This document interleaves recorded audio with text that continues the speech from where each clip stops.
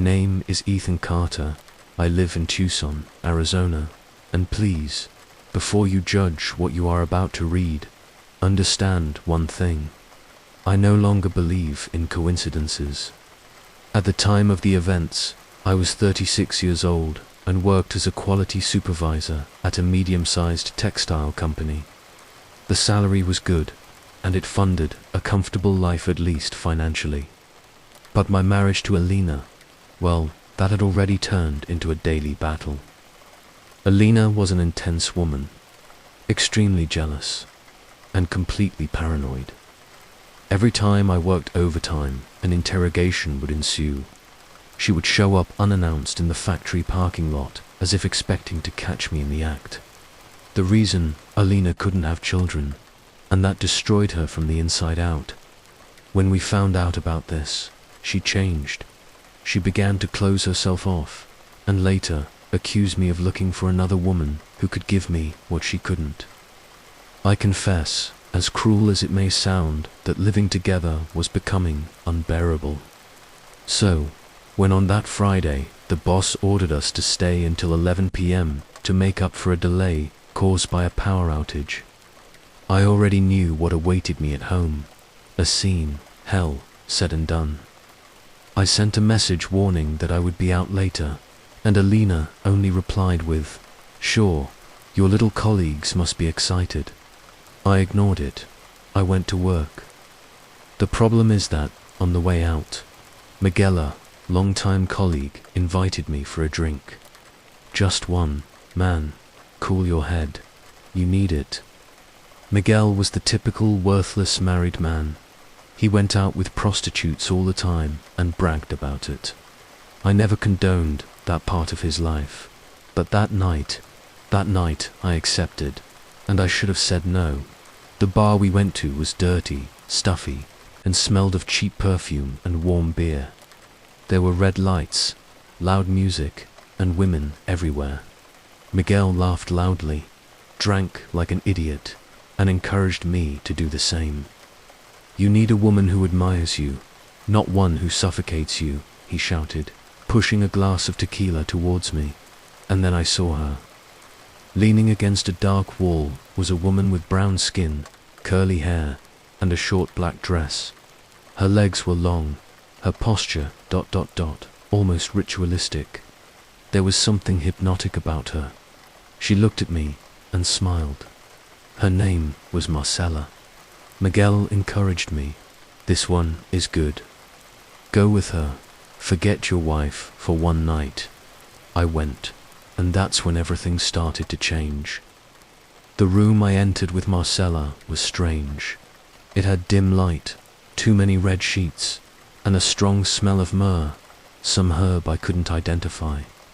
But what really bothered me was what was right above the headboard of the bed. An altar. It was a statue made of dark ceramic, surrounded by black candles, with eyes painted in gold and teeth that were too white. The figure represented something between a saint and an African entity. Its arms were extended as if expecting something, and, I swear, for a second, I had the feeling that it was watching me. "You don't need to worry about her," said Marcella, sliding her fingers on my chest. "She protects." That gave me a chill, but I was too numb from the drink, her perfume, the feeling of doing something forbidden, and, in a way, liberating. We had sex. It was intense. It was wrong. And it was, perhaps, the last time I felt completely alive. At the end of the night, I did what every idiot too in love to realize they are being bewitched does.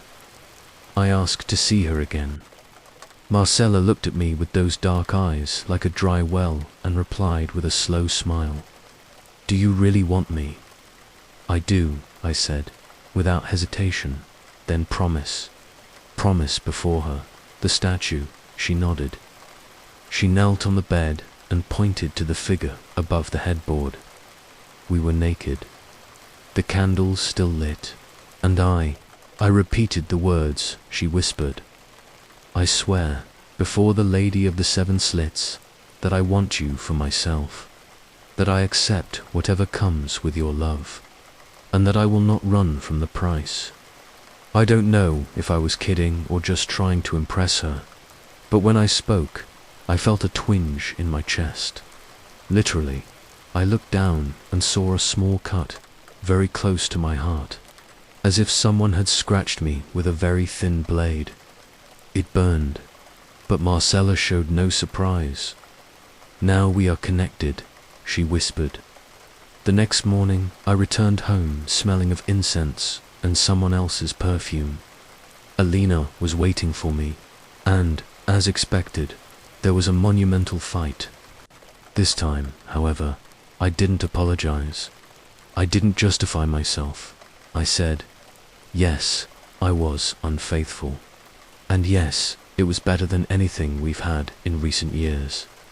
Alina left home 2 hours later, crying, with a backpack on her back. And she didn't look back. I, on the other hand, could hardly wait to see Marcella again, and see that statue. The obsession started quickly. In a few days, I was already paying for hours with her. Sometimes we just talked. Other times we didn't leave the bed. She was ... perfect, beautiful, sweet, cultured even, without much education and with a sarcastic humor that left me fascinated. Everything about her seemed calculated to trap me, and it worked. I suggested that she give up that life, that she come live with me. In the following days, Marcella started living with me. At first, everything seemed perfect. We had no one else besides each other. What we wanted, we had. She cooked, surprised me with small gestures, and our encounters at night became something more than just a carnal obsession. There was something deep there, something permanent. But, over time, the presence of the statue became impossible to ignore. Every time I came home, it was she who awaited me. I had enough to support both of us. She hesitated at first, but after a while, she accepted. On the night I ran away with her, yes, I literally ran away, noticed that her backpack was too light. I asked if she wouldn't take clothes, books, personal items. She shook her head. I only need her. And she took the statue out of the backpack, the Lady of the Seven Slits. You will still understand why she is important, said Marcella. And I, blinded by desire, just smiled. She stayed in the room, in the most visible place, on top of the headboard of the bed. Marcella's candles never went out, and the smell of that strange essence of myrrh and herbs that she used spread throughout the house. I was starting to feel claustrophobic, but I didn't know why. Something was wrong. One night, after a long day at work, I entered the room and the statue was different. There was something strange about her eyes. Before, they were golden and rigid, but now they seemed to have a life of their own, as if she was watching my every move. The expression was more severe, more demanding. Marcella was lying in bed, but she seemed to have noticed it too. Did you see? She asked, getting up slowly. I looked at her, confused. She pointed to the statue. She is starting to move. I gave a nervous laugh, thinking it was just my paranoia, but it wasn't. When I looked at the statue again, what I saw was not normal. It wasn't a simple illusion. The statue was more alive than ever. Her mouth was slightly open, and a soft, vibrant sound came out of it, a murmur. I couldn't understand what she was saying, but the sound reverberated in my head. Something was happening, and, as much as I wanted to ignore it, I couldn't anymore. This is ... I started, trying to reason, but Marcella wouldn't let me. You don't understand, Arthur. You promised. She will take what is hers. She will take everything from you.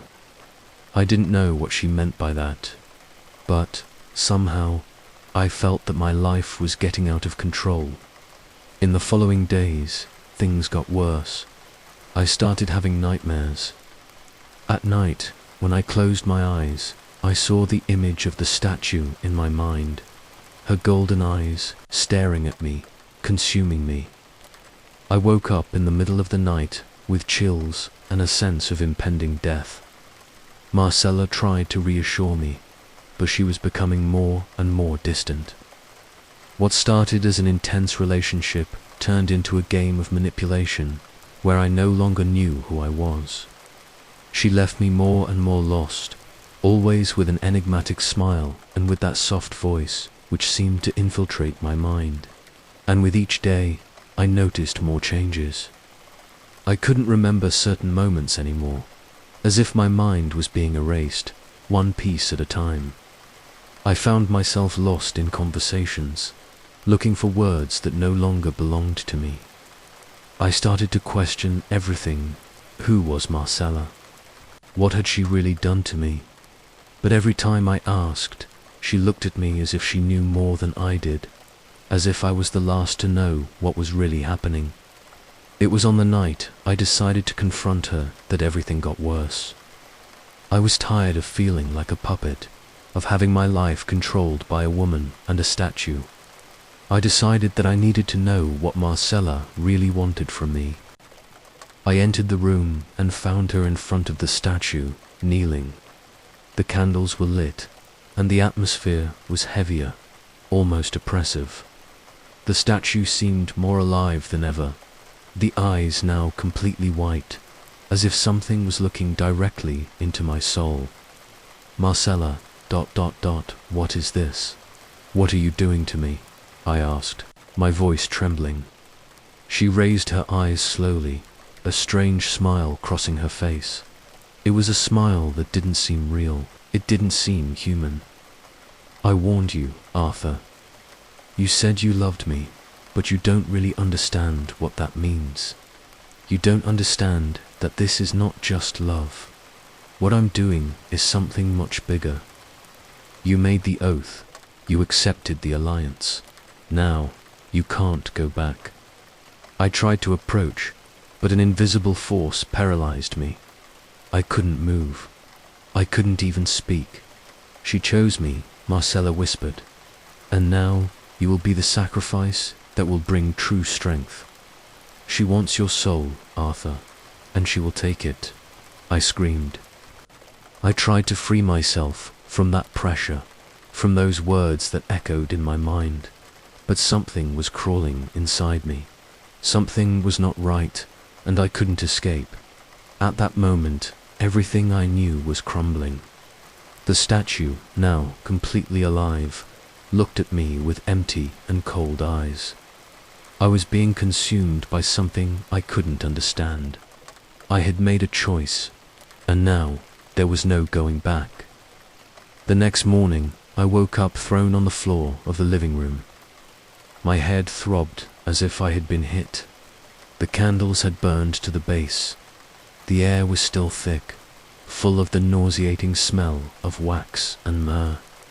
The strangest thing was, Marcella wasn't there. I got up with difficulty and screamed for her throughout the house, but there was no answer. The room was locked from the inside. I broke down the door with my shoulder. Desperate tanned what I found inside took my breath away. The statue was facing me, completely facing the door, eyes open, alive, as if it had been waiting for me.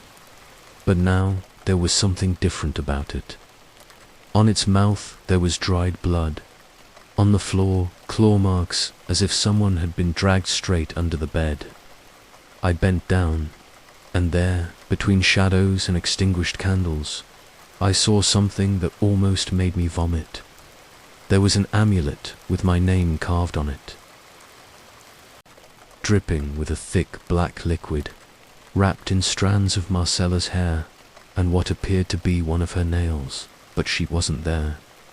It was only then that I noticed the cut on my chest, the same as the first time we were together.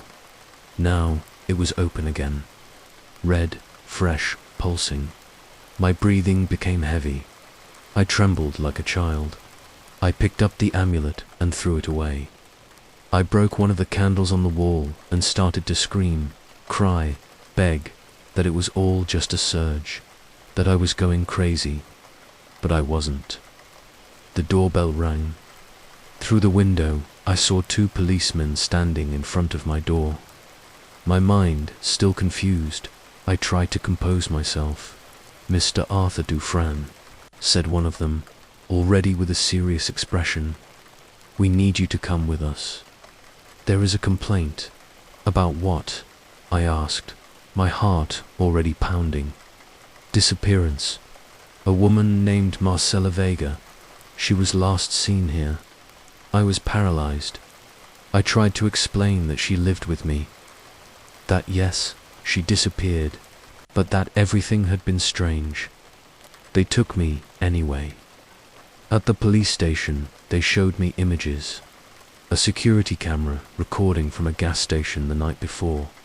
And there I was, alone in the car. Even though I clearly remembered leaving the place with Marcella by my side. Alone, as if she had never existed. "This is impossible," I murmured. "She was with me. We lived together." The policeman looked at me like he had heard it before. "And can you tell us how long you have been living with her?" "Almost 2 months." "So why does no one else, besides you, know this woman?" They investigated. There was no record of Marcella anywhere. No ID, no photos, no social media. The name Marcella Vega was not even in the oldest databases. It was as if she had been erased, or had never existed. I was released the next day, but not before they listened to my story as if it were a delusion. And maybe it was.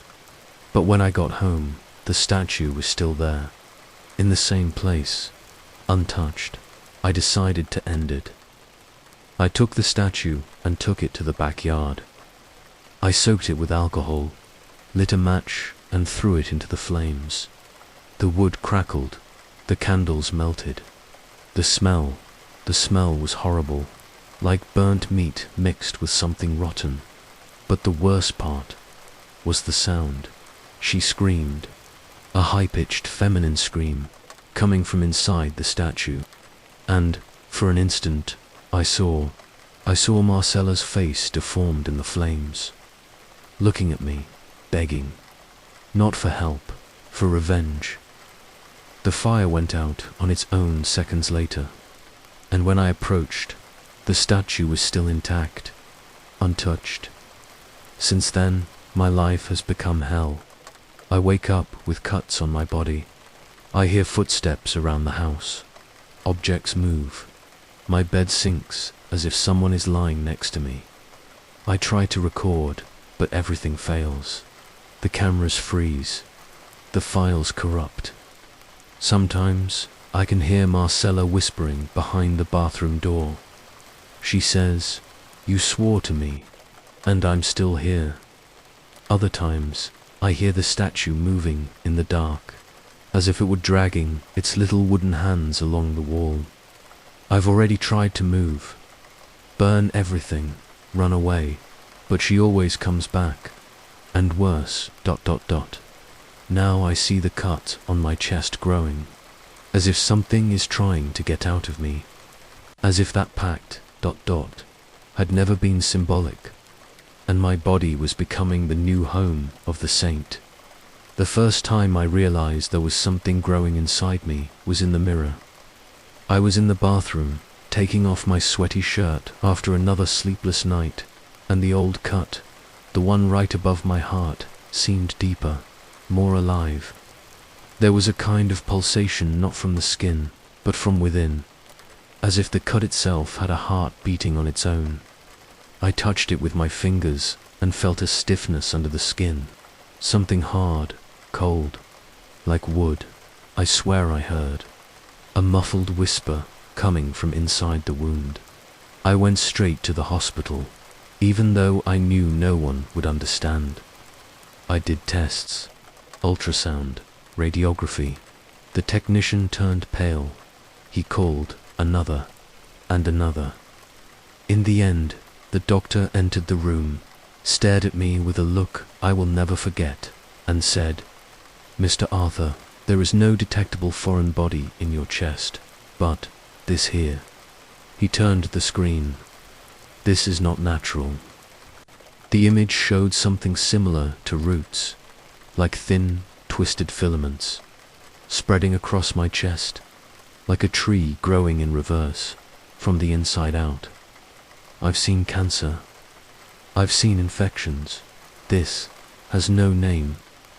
And then, in a low voice, "Did you get involved with something you shouldn't have?" I went home in despair. The house was cold, even with all the windows closed. And in the center of the room, the statue of the saint, standing as if she had walked there. Next to it, a handwritten note in Marcella's handwriting. "You swore before her, and promises before the saint cannot be broken. You cannot expel what already lives inside you." That night, I had the worst dream of my life. I was in that room again, the one from the first time. The red bed, the candles, and Marcella on top of me, but not like before, her face disfigured, her eyes empty, and in place of her chest, the saint fused to her body, her arms extended to me like roots. She looked at me and said, in a voice that came from under the earth, "You did not love me. You loved what I gave you, and now you belong to me." I woke up screaming and bleeding. The cut on my chest now had an eye, a white eye without an iris, an eye that blinked. I tried everything: churches, spiritist centers, exorcisms. No one could stay more than 5 minutes near me. Crosses heated up, images turned their backs, candles exploded. They said that what accompanied me was not just any spirit, that I had made a pact without knowing it, and fed it with true love, that gave power to ancient entities, a type of emotional pact which cannot be undone with regret. I started losing time, memory, pieces of myself. I would spend hours staring into nothing, hearing voices, a sweet, feminine laugh, as if Marcella was still in the kitchen, calling me to dinner. Once, I tried to cut myself, open my chest, take it out of me, but the blood that came out was black, thick as ink. Today, I am writing this account not because I want help, but because I want to warn you. Be careful what you wish for. Be careful with the promise you make when you are vulnerable. Be careful with loves that appear out of nowhere, with too much beauty, with too much perfection. Some women don't want your soul. They want your body as a sanctuary. And when you kneel, you have already given everything. The saint is now always with me. She moves when my back is turned. She breathes when I turn off the lights. Sometimes, when I look in the mirror, I see Marcella's face behind mine, floating like a shadow attached to my skin. She has not gone away. She will never go away. And today, for the first time, she whispered something else, directly in my ear, even though I was alone. "Your body is the altar. Now, all that's missing is the sacrifice. If I disappear, or if you hear about a man found with his chest torn open, his heart missing and a smile on his face, you will know she has finally entered."